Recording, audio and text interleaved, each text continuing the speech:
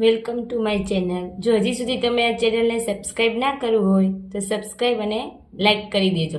આજે આપણે જોઈશું સ્વાધ્યાય 1.2 એનો ક્વેશ્ચન નંબર 3। નીચે દર્શાવેલી સંખ્યાઓ અસમય છે તેમ સાબિત કરો। જેમ આપણે ક્વેશ્ચન 1 અને 2 જોયો હતો એવી જ રીતે આમાં 1 છે તો અલગ છે, 2 છે એવી જ રીતે આપણે અસમય સંખ્યા છે એમ સાબિત કરવાનું છે। તો કેવું છે 1/√2। તો જે આપેલું છે અસમય છે એનાથી વિરુદ્ધ ધારવાનું। શું ધારવાનું? 1/√2 એ સમય સંખ્યા છે। કેવી સંખ્યા છે? સમય સંખ્યા છે।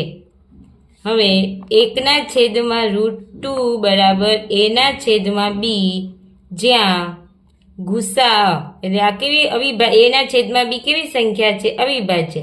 તો અવિભાજ્ય સંખ્યાનો ગુસા કેટલો થાય? 1 થાય। હવે ચોકડી ગુણાકાર કરીએ તો b બરાબર 2√a આવ્યું। હવે √2 ને એકલું મૂકીએ એટલે b/a। b/a કેવી સંખ્યા છે? પૂર્ણાંક સંખ્યાઓ, તો જેનો ગુસા કેટલો થાય? 1 થાય। તો જ્યાં b/a એ કેવી સંખ્યા છે? b/a કેવી સંખ્યા છે? સમય સંખ્યા છે। કેવી સંખ્યા છે? સમય સંખ્યા। સમય સંખ્યા છે।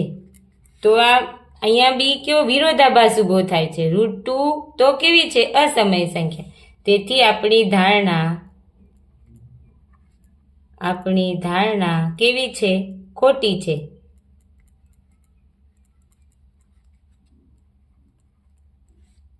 એટલે આ જે 1/√2 છે એ કેવી સંખ્યા છે? સાબિત થાય છે કે એ અસમય છે। હવે એવી જ રીતે બીજો દાખલો, ઈઝી જ છે દાખલા, જો એક આવડી જાય તો। 7/5 પેલું શું છે? અસમય, એનો વિરોધી ધારવાનો। 7/5 એ સમય સંખ્યા, ધારો કે અહીંયા બી ભૂલી ગઈ, લખી દઈએ। ધારો કે 7/5 એ સમય સંખ્યા છે।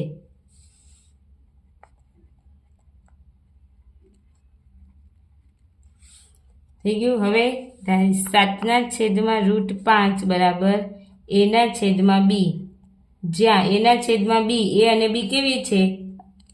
અવિભાજ્ય સંખ્યા છે। અવિભાજ્ય સંખ્યા હોય તો જેનો અવિભાજ્ય પૂર્ણાંક હોય તો જેનો ગુસા કેટલો થાય? 1 થાય। ગુસા a અને b બરાબર 1 થયું। હવે આપણે √5 ને કરતા બનાવીએ એટલે √5 બરાબર a/7b આવ્યું। હવે જો a અને b, a/b/7 કેવી છે? પૂર્ણાંક સંખ્યા છે। પૂર્ણાંક સંખ્યા હોય તો કેવી સંખ્યા હોય? સમય સંખ્યા છે। સમય સંખ્યા છે એટલે કે a/7b સમય સંખ્યા છે, જ્યારે √5 કેવી છે? અસમય સંખ્યા છે। તેથી જે વિરોધાભાસ ઉભો થાય છે એટલે આપણી ધારણા શું છે? ખોટી છે। અહીંયા લખીશું a/7b એ સમય સંખ્યા થાય। તેથી આપણી ધારણા અને √5 કેવી છે? અસમય છે। પણ આપણે શું ધાર્યું હતું? કે બી સમય સંખ્યા છે। ધારણા ખોટી છે। તેથી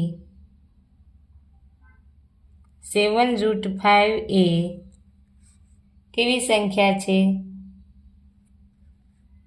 અસમય સંખ્યા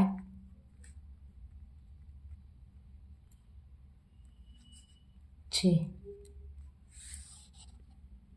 એવી જ રીતે હવે ત્રીજું છે 6+√2। હવે તો આવડી જવું જોઈએ। પહેલા શું અસમય સંખ્યા છે એની જગ્યાએ શું ધારવાનું? ધારો કે જે સંખ્યા આપેલી હોય, ધારો કે 6 + √2 એ સમય સંખ્યા છે. પછી એને a છેદમાં b લેવાનું. 6 + √2 એના છેદમાં b, જ્યાં a અને b પૂર્ણાંક સંખ્યા છે પણ કેવી છે? અવિભાજ્ય પૂર્ણાંક છે. એટલે એનો ગુસ્સા કેટલો થાય? ગુસ્સા બરાબર 1 થાય. √2 a b પ્લસમાં છે, આ બાજુ આવશે તો માઇનસમાં. √2 ગુણાકાર કરીશું a - 6b છેદમાં b. હવે અહીંયા જો a b અને 6 કેવી છે? પૂર્ણાંક સંખ્યા છે. પૂર્ણાંક સંખ્યા કેમાં આવે? સમય સંખ્યામાં આવે. પણ √2 છે એ કેવી છે? બરાબર બેને સરખું હોવું જોઈએ, પણ શું કે છે અહીંયા? √2 બી સમય સંખ્યા છે, પણ આપણી ધારણા ખોટી છે. √2 એ કેવી છે? અસમય સંખ્યા છે. અહીં a6b છેદમાં b એ શું છે? સમય સંખ્યા છે. કેવી છે? સમય સંખ્યા છે.